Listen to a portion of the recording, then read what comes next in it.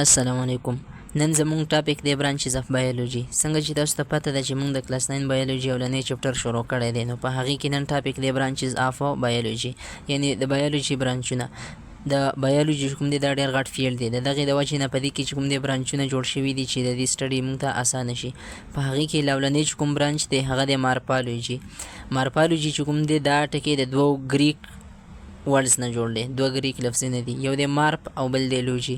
مارپ ویل کېږي فارم یا شیپ ته، او لوژي ویل کېږي سټډي ته. نو د دې مطلب دا شو چې د سټډي آف فارم شیپ اینډ سټرکچر آف ارګینیزم، چې کله مونږ د یو ارګینیزم فارم شیپ او سټرکچر سټډي کوو دغې ته ویل کېږي مارپالوژي. یا د دې بل ډیفینیشن مونږ داسې هم کولی شو چې د یو ارګینیزم چې کوم اوټر سټرکچر دی دغې ته څه ویلی کېږي، مارپالوژي ورته ویلی کېږي. لکه مثال په طور باندې تاسو دا لاس چې دی د لیدی شئ، د دې لاس چې کله مونږ 2D او 3D سټډي کوو دغې ته څه ویلی کېږي، مارپالوژي ورته ویلی کېږي. بل مونږ سره برانچ دی اناټمي.